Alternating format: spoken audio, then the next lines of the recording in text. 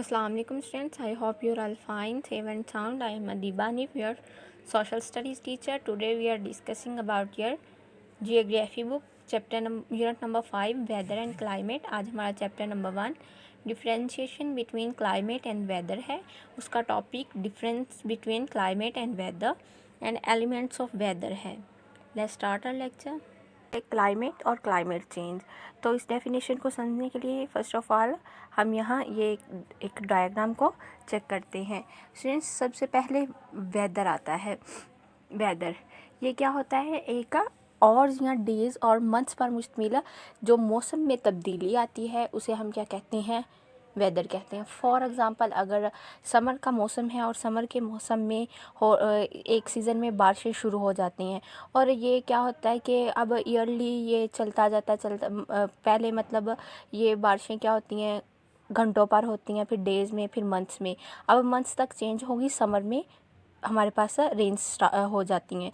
अब ये क्या होता है? हर साल में ऐसा होना स्टार्ट हो जाता है कि बारिशें होना लगती हैं. तो ये क्या होता है? हर साल में ये क्या कहलाएगा? हमारे पास क्लाइमेट वेरिएबिलिटी, मतलब जो मौसम में तब्दीली है, मतलब आबो हवा में, वो किस में चेंज हो जाएगी? क्लाइमेट वेरिएबिलिटी में. मतलब मौसमियाती तब्दीली हो गई, आबो हवा में तब्दीली. अब अगर तो ये ईयर्स तक रहे तो ये क्लाइमेट वेरिएबिलिटी कहलाएगी. मतलब इसके अभी भी चेंज होने का ख़तरा है कि कमिंग ईयर्स में ये ख़त्म हो जाए. और अगर फिर ये सेंचुरीज़ पर मुश्तमिल हो जाए तो इसे हम क्या कहते हैं? Climate change. और इस सारे प्रोसेस को हम बोलते हैं क्लाइमेट, हमारी आबो हवा. तो ये हमारा सारा क्या है? क्लाइमेट है. और क्लाइमेट में जो ये चेंजेस आती हैं डिफरेंट प्रोसेस पर, तो ये पूरा हमारा क्या बनाता है? क्लाइमेट बनाता है. अब हम डेफिनेशन पे आते हैं. क्लाइमेट क्या है? The weather conditions prevailing in an area general over a long period. मतलब जो कि वेदर की, मौसम की जो हालतें हैं वो एक एरिया पर एक लंबे अरसे तक रहें तो ये क्या कहलाती हैं? हमारे पास क्लाइमेट. अब क्लाइमेट चेंज क्या है? क्लाइमेट चेंज मतलब क्लाइमेट में, आबो हवा में तब्दीली, मतलब मौसमी in average pattern. Climate change is a long term change in average weather pattern. मतलब वेदर में क्या है? लॉन्ग टर्म चेंजेस आएंगी. उन चेंजेस को हम क्या कहेंगे? Climate changes. मतलब जो कंडीशन है वो अगर लंबे अरसे तक रहे तो वो हमारी क्लाइमेट बनाती है, और उसमें चेंजेस आती रहें तो उसे हम क्या कहते हैं? क्लाइमेट चेंजेस कहते हैं. और स्टूडेंट्स, अब हम difference between weather and climate के बाद हमने जो नेक्स्ट हमारा टॉपिक है वो क्या है? हमारे पास एलिमेंट्स ऑफ वेदर है. हमने एलिमेंट्स ऑफ वेदर को डिस्कस करना है. हमारे पास 5 एलिमेंट्स हैं. टेम्परेचर है, ह्यूमिडिटी है, उसके बाद प्रेसिपिटेशन है, एटमॉस्फेरिक एयर प्रेशर और विंड है. इनको डिस्कस करना है हमने वन बाय वन. फर्स्ट है हमारे पास टेम्परेचर. तो टेम्परेचर क्या है? टेम्परेचर ये तयन करता है कि एनवायरनमेंट, एटमॉस्फेयर हमारे पास कितना कोल्ड होगा और कितना हॉट होगा.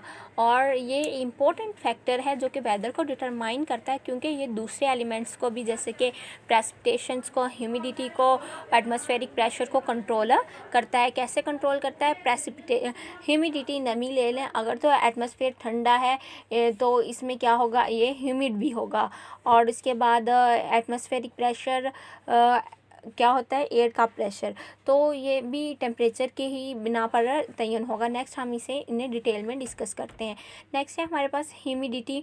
Humidity is the amount of water vapours in the atmosphere. अब टेम्परेचर ह्यूमिडिटी को भी कंट्रोल करता है. ये क्या है? हमारे पास वाटर वेपर्स की अमाउंट है.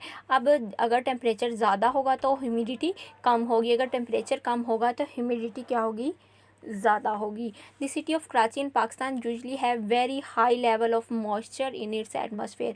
उनके एटमॉस्फेयर में ह्यूमिडिटी बहुत ज़्यादा होती है. जो कि कराची के रहने वाले होते हैं उन्हें पता होता है कि बगैर किसी बारिश वगैरह के भी जो ना थोड़ी सी चिपचिपाहट वाली स्टिकी स्टिकी फीलिंग आती है. तो ये ह्यूमिडिटी की वजह से होता है, जो हमारे एटमॉस्फेयर में ह्यूमिडिटी की वजह से होता है. नेक्स्ट है हमारे पास precipitation. Precipitation is when these vapor in the air and atmosphere condensed depending on how rapid this process। तो मतलब जो वाटर वेपर्स हैं, मतलब ह्यूमिडिटी है, ये जब कंडेंस्ड हो जाती है हमारे एटमॉस्फेयर में, तो वो प्रेसिपिटेट बनाते हैं। और प्रेसिपिटेट क्या होते हैं, ये क्लाउड की शक्ल इख्तियार कर लेते हैं, मतलब वो ह्यूमिडिटी ने क्लाउड्स की शक्ल इख्तियार कर ली, और क्लाउड में फिर वो क्या होगा, स्नो होती है, हिल्स होते हैं, और ड्रिजल होती है, मतलब बूंदाबांदी, और rain as a result of it, इसके रिजल्ट में रेन होती है। Atmospheric air pressure is the pressure exerted by the weight of air in the atmosphere of the earth। ये क्या है, एयर की वजह से जो कि प्रेशर एक्सर्ट होता है एटमॉस्फेयर में, तो उसे हम क्या कहते हैं, एटमॉस्फेरिक प्रेशर। नेक्स्ट है हमारे पास विंड। तो विंड क्या है, wind is the movement of air message specially on the earth surface. Earth surface पर जो एयर के अंदर हमारे पास मैसेज होते हैं, उनकी जो मूवमेंट है, उन्हें हम क्या कहते हैं, विंड कहते हैं। यहाँ तक आपके एलिमेंट्स का टॉपिक कवर हो गया। इसकी हम वर्कशीट को भी सॉल्व कर लेते हैं। स्टूडेंट्स, हमारी ये वर्कशीट नंबर 1 है। तो इसका जो हमारे पास फर्स्ट क्वेश्चन है वर्कशीट का, वो ये है, write 3 differences between weather and climate.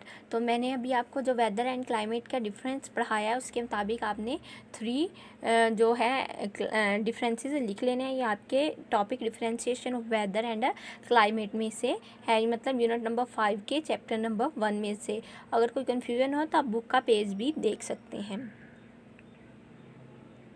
Next है हमारा पास क्वेश्चन जो है वो है, डिफाइन द फॉलोइंग टर्म्स। अभी हमने जो क्वेश्चन पढ़ा उसके मुताबिक है, ये वाला हमारे पास क्वेश्चन भी है कि इन टर्म को आपने डिफ़ाइन करना है। टेम्परेचर है, हमने टेम्परेचर को अभी डिफ़ाइन किया है। उसके बाद ह्यूमिडिटी है, प्रेसिपिटेशन है, एटमॉस्फेरिक एयर प्रेशर और विंड, ये चारों हमने अभी डिटेल में डिस्कस किए हैं। तो आपने ये वाले अभी आपने ये राइट कर लेने हैं, आपने जो बुकलेट है उसके ऊपर राइट करने हैं। ये वर्कशीट को आपने सॉल्व करना है। ओके स्टूडेंट्स, यहाँ आज का हमारा लेक्चर कंप्लीट हो गया।